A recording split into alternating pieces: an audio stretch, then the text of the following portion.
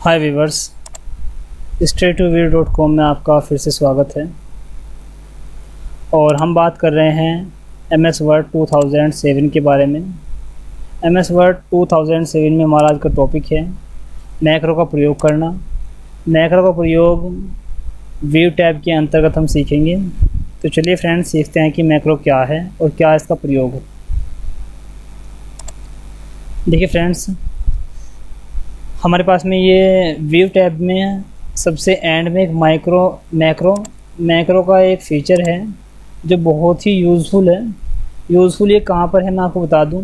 मान लीजिए आप ही कंपनी में एम्प्लॉई हैं, कुछ मान लीजिए 100 एम्प्लॉई हैं, और हर महीने या हर दिन उनके बारे में आपको कुछ डिटेल देनी होती है।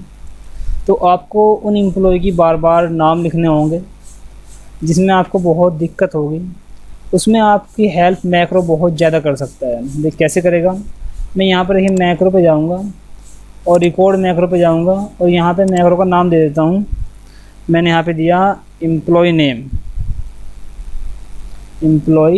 नेम या employee salary. Okay, employee salary.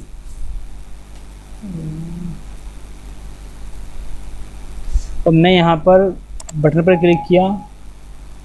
Okay, एक मिनट, मैक्रो का नेम इसने एक्सेप्ट कर दिया।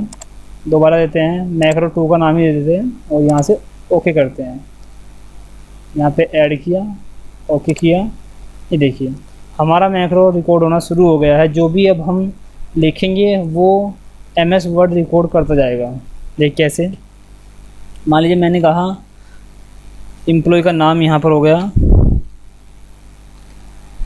एम्प्लॉय नेम ये हो गया हमारा, और थोड़ी जगह छोड़ने के बाद हमने यहाँ पे ले ली सैलरी। ओके, एंटर किया। एम्प्लॉय का नाम हमने डाल दिया मोहन, जैसे मोहन, अंकित, रोहन, जुनेद, आरिफ, सलमान, एक्सेट्रा। यहाँ से मैंने थोड़ी सैलरी डिफाइन करता हूँ। मान लीजिए मोहन की सैलरी 10,000 रुपये। सेम इसी तरह से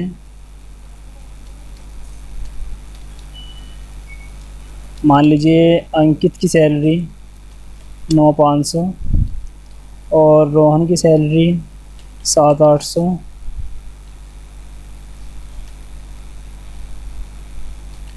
और जुनेद की सैलरी 8,250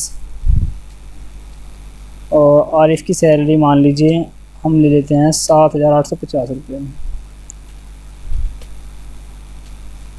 और सलमान की सैलरी मान लीजिए हमने ले ली 6,885 रुपये। यहाँ से आपको मैक्रो को अब स्टॉप करना है। यदि आपको यहीं पर मैक्रो को पुश करना चाहते हैं तो पुश भी कर सकते हैं, और डायरेक्टली यदि आपका काम पूरा फाइनल हो चुका तो आप यहाँ से स्टॉप करें। जैसे आप स्टॉप करेंगे तो जो आपने काम किया है वो काम सभी मैक्रो ने रिकॉर्ड कर लिया है। और ये काम यदि आप फ्यूचर में कभी भी, ये जो सैलरी और एम्प्लॉय के नाम की आपने लिस्ट बनाई है, ये आप कभी भी फ्यूचर में दोबारा कहीं पर भी यूज़ कर सकते हैं। कैसे करेंगे, यहाँ से देखिए मैंने इस लिस्ट को यहाँ से हटा दिया है और मेरे पास में मैक्रो में ये लिस्ट मौजूद है। जैसे मैं व्यू मैक्रो पे क्लिक करता हूँ तो मेरे सामने एक मैक्रो 2 के नाम से भी एक मैक्रो रिकॉर्ड है जो मैंने अभी रिकॉर्ड किया है। और जैसे मैं इसे यहाँ से रन करूँगा तो देखिए आपके सामने जो आपने अभी लिस्ट को डिलीट किया था वो लिस्ट ऑटोमेटिकली फिर से क्रिएट हो गई है। और यही मैक्रो आप किसी भी डॉक्यूमेंट में यूज़ कर सकते हैं। मान लीजिए आपके पास कोई नया डॉक्यूमेंट है, यहाँ से मैं नई फाइल ले लेता हूँ और जैसे ही मैं नई फाइल पर इसे अप्लाई करूँगा, यहाँ से व्यू में जाएंगे और मैक्रो में जाकर आप व्यू मैक्रो पे क्लिक करेंगे तो आपके पास ये मैक्रो फिर से मौजूद है। और जब आप रन करेंगे तो यहाँ पर फिर से वही लिस्ट आपके सामने क्रिएट हो जाएगी। तो ये मैक्रो का यूज़ था जिससे आप किसी भी डाटा को रिकॉर्ड कर सकते हैं और फिर कभी भी फ्यूचर में उसे रन कर सकते हैं।